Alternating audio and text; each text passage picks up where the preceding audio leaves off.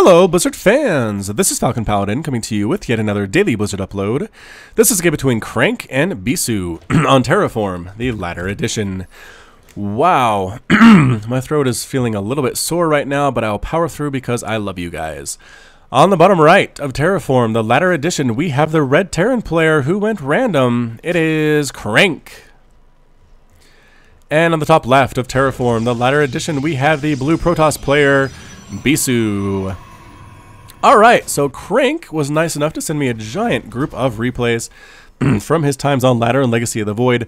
I went ahead and put a link to his YouTube channel and his Twitch stream in the description of this video, so please check him out. He's a really nice guy. I recommend watching his stuff because he's very entertaining and educational and a really great player too. Alright, so this time he's Terran. I think I've cast him as Zerg and Protoss so far. I think he mains Protoss, but he goes random on Legacy of the Void Ladder. First time I've seen him go Terran, so we'll see how his Terran is.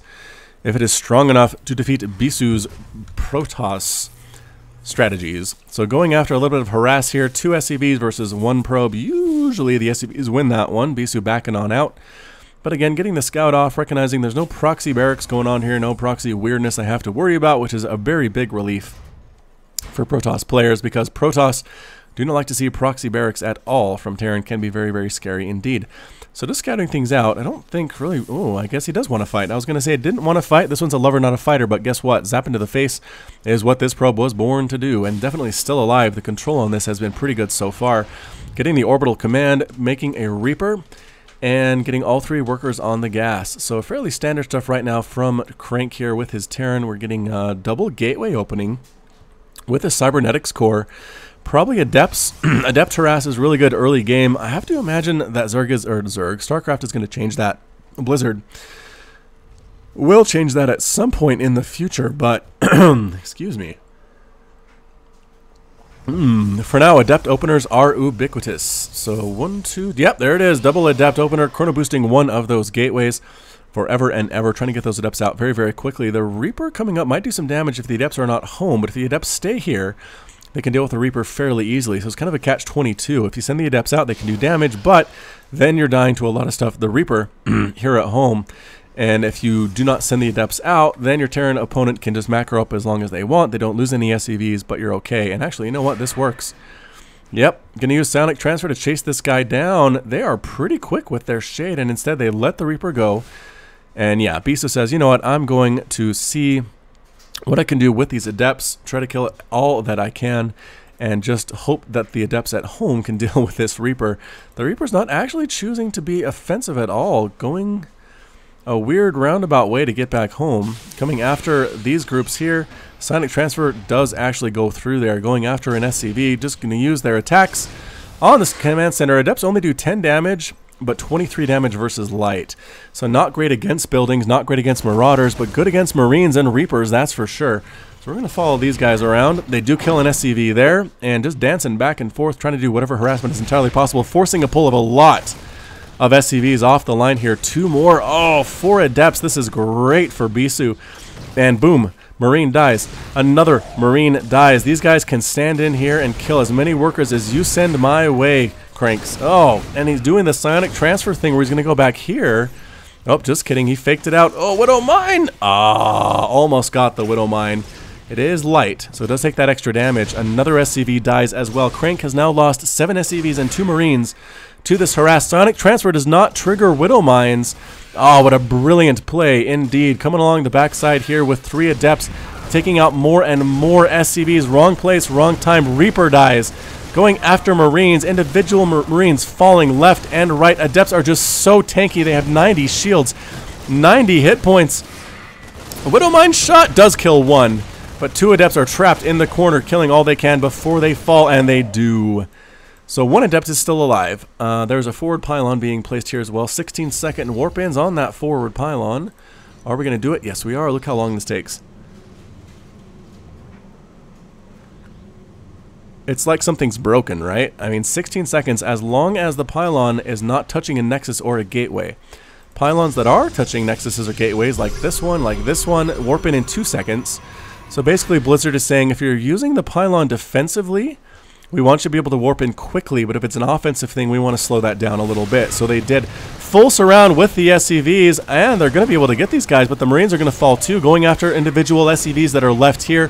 Widowmine doesn't know where to burrow. Look at all of these individual SCVs dying left and right, and the Adept gets out with the Psionic Transfer. Shade is still alive. 19 SCVs have died. So CranK, I have to imagine if he was streaming this, he was very upset. But guess what? A drop over here. Never mind. He gets Marines going after this Pylon, and goodbye, Mr. Pylon. This Nexus as well is in a lot of trouble. There are Stalkers here, but the healing of the medevac allows them to stay alive a little bit longer. Warping in, why don't we... I don't know. Adepts would be good here, but we're trying to get rid of this Nexus, desperately trying to kill this Nexus. CranK needs to do this to get back into this game. He's sending more and more units across the map. This base is fully established, though, for Bisu. Widowmine's coming up as well. We have Adepts. We have Stalkers coming up across. This is a forward Widowmine. Very dangerous indeed. The new animation lets you see if you're going to get hit, though, a little bit more easily, so that's good. Adepts taking shots off. Widowmine shot. Oh, does enough to kill the Adept. How much damage does that do? 125 plus 35 versus shields, so 160 basically. Not enough to one-shot an Adept, but if it's already low on energy, it will die. Just pushing back is Bisu. Pushing, going after that medevac. A couple more shots will kill it.